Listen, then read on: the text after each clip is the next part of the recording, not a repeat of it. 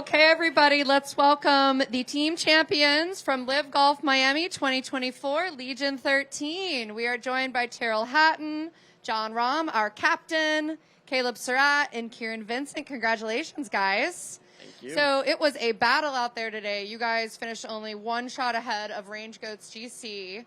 Tell us a little bit about your round and what you had to do to take home that W today. We'll start with you, Tyrrell. Well, I decided to stick it in reverse, standing on the 10th tee, and just carried on going that way and just navigating my way through the back nine, sort of looking backwards. So, yeah, I made it a lot harder for the team, and yeah, it was a pretty miserable 2.5 hours, to be honest. And Jon? I don't know how I can follow that. As far as my week goes, I think today was the day I struck the ball the best. Made a couple putts and gave myself a lot of good chances.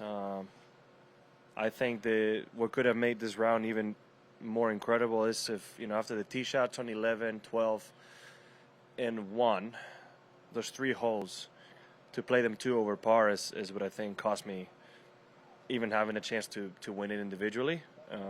Especially down the stretch. I birdie 18, give us a nice little 4-shot cushion, smash it down the first fairway and shank it in the water.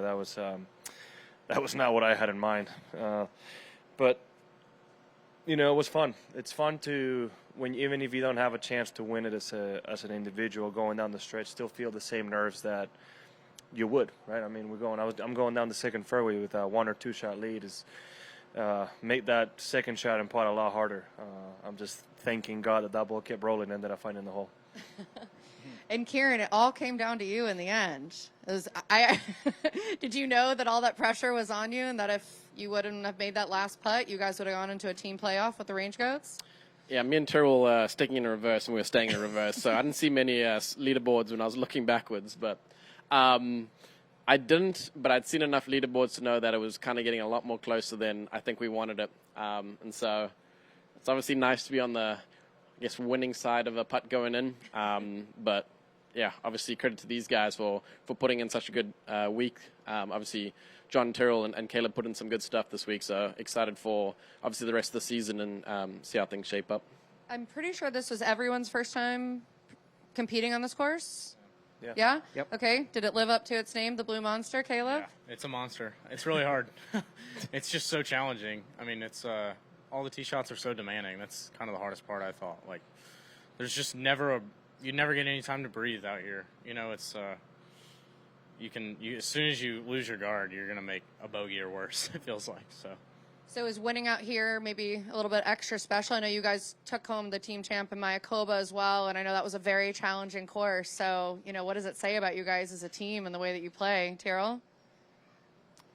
Well, I guess that so far we've done well on challenging golf courses. I think more importantly this week, though, was to bounce back after how we finished last in Hong Kong. I think we were all pretty sad about that. So, yeah, to come back out next event and win as a team is great. And, yeah, now we look forward to Adelaide. Jon, you guys have won 2 out of 5 events in your maiden season on LIV Golf.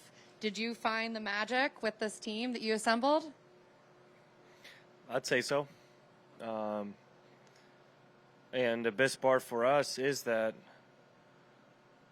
I don't think either of us has played even, what I would say their best golf for a whole week. I feel like all of us have had some rounds where we left quite a few shots out there. And I know, some rounds might not count, but I think, exactly, it's a lot of good to look forward to when all of us show up to a tournament when we're all playing B+ or A game, because either one of us 4 is capable of winning individually in any given tournament, and I'm looking forward to that day to happen. And Caleb, Kieran, how motivating is it for you guys to be on the podium from a team perspective in order to advance your personal games? Start with you, Kieran.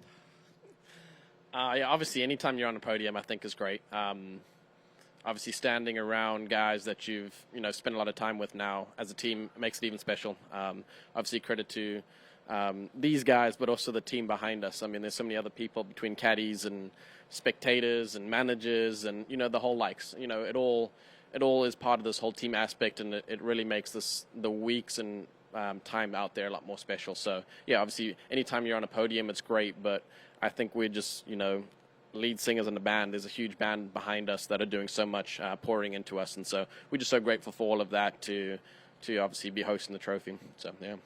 And Caleb, is this propelling you? Yeah, absolutely. It's super motivating. I think it just goes back to like the art of winning, right? Like whether it's individually or a team, like the mark of a great player is knowing how to win. And especially as I continue to grow as a player, and Kieran, because we're a bit younger, like learning how to win is always a good thing, no matter what it's for. Because winning's hard, and you know, we're gonna keep trying to do it. Trying to make it sound like you're 20, Kieran. I gotta be He's close to closer somebody. to me than he is to you, man. Like I turned 20 last week. I know, that's what I'm saying. Yeah. Still not old enough to drink. Thank you. One more year, you can hold a champagne bottle. Yeah. Last one for me for the two at the end. Obviously, next week is a big week for both of you guys. You guys are heading to Augusta. How did you feel that this course prepared you for next week, and how are you guys feeling? I'll start with you, John. Anytime you can go to a challenging, demanding golf course before a major championship, I think it's a really good way to prepare for it. Those greens were fast, they were difficult, and I think it gets you in the mentality of fighting for every shot, right? So I think it was a great week, and hopefully I can keep doing all the good things I've done this week, next week, and avoid a couple silly mistakes, and hopefully go back to back. Terrell? I would just say just having the competitive rounds, and obviously having the chance to win the tournaments there as an individual, sort of being in that environment is only going to be a good thing going into next week. I feel like my game's in a pretty good spot, minus the off the tee. So if I can figure that out, then we should be all good. But easier said than done. We will all be rooting for you guys next week. I'm going to let Mike ask a few. John, kind of something that Terrell mentioned earlier. Did you stew at all about the result after Hong Kong in terms of the team? God, no. No. I mean, I know every one of us is trying our heart out there, our hardest, so no. And there was other circumstances when we had two players that were not feeling the best that week. The fact that they went out there and fought and tried to post a score to better the team says enough for me. So, no. I didn't really say anything about it. No TikTok, no nothing. But it does feel good to go from that to this, obviously. And speaking of not feeling good, can you talk about the caddy situation today? Well, yeah, I mean, what are you going to say? Tyrrell and I both had substitute caddies for different reasons. Oh. Luckily, in my case, one of my best friends, Ben Schur, who was a teammate, who caddied for me my first few starts on tour before I found Adam while he was trying to pursue professional golf, was here. So while I was warming up, my manager had his bib on. It's like, hey, Ben's here. And I'm like, oh, he should be caddying for sure because we have the experience and we spend a lot of time together. So even though it was a little different, it was a familiar face to be with and somebody I'm comfortable with to talk around. So it was nice to have him out there and for him to be around this win. Obviously, feel bad for Adam. Hopefully he gets better soon, which he will. It takes a lot for him not to caddy. Let's just say that. Terrell? My caddy fell over last night after dinner.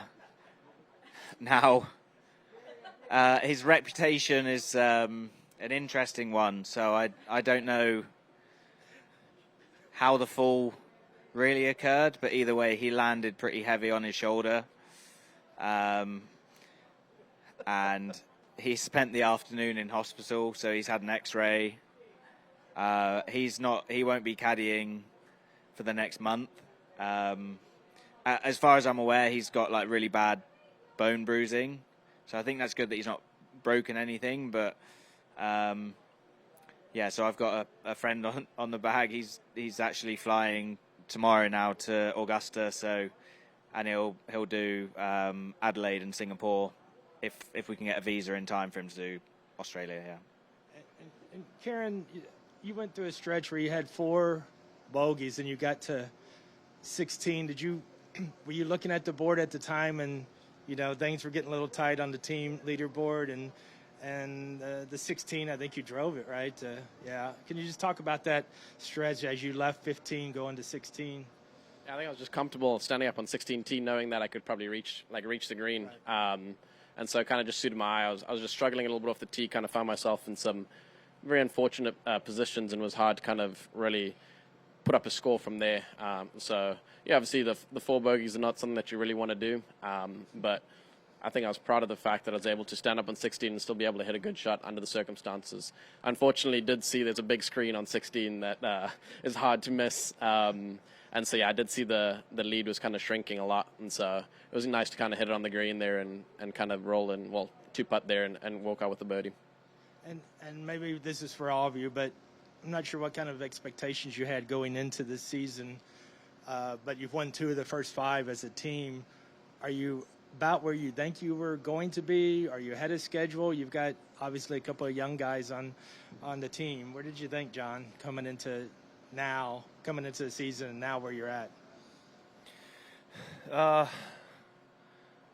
mean, the objective is always to win, right? You play to win, and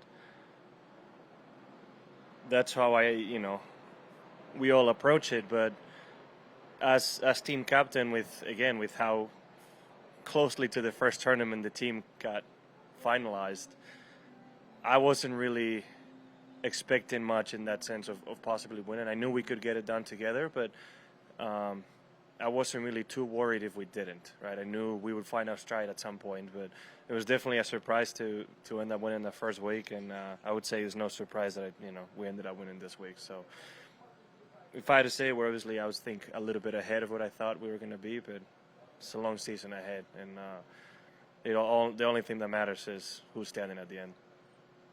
Okay, Daily Mail. Tyrrell, I don't know if you've seen this stat going around social media this week, but on average, in the last 20 years, every Masters champion, on average, has been 32 years old, ranked 17th in the world, and played at Augusta 8 times. You're 32, ranked 17th in the world, and this will be your 8th start at Augusta. I guess my question is, what size do you want your green jacket to be? To be fair, like, me making the weekend around that place is like almost having the green jacket, so... yeah, I mean, it's a place that I've done pretty badly at, so I'll probably ruin your stat. It's not mine. And just last one from me for John. This is obviously the first major that you're playing since joining LIV. Now you're a bit removed from Scotty Scheffler and Rory McIlroy. Do you feel like there's an extra element to the battle at the Masters next week between the 3 of you? No. I mean, the Masters is the Masters. I don't think there's any difference whether you play PGA Tour, LIV, European Tour, or Sunshine Tour. It really doesn't make a difference. Major's a major. You could have asked me the same question last year with some of the LIV players coming in, right? So I wouldn't say there's anything added to it now. Thanks. Okay, last one, Achille. Achille from Drunk by the Turn. This one's for Rambo and Tyrrell. I know there's obviously, you don't need any more motivation. You're defending your jacket, John, and, there's 13 guys going down there with you.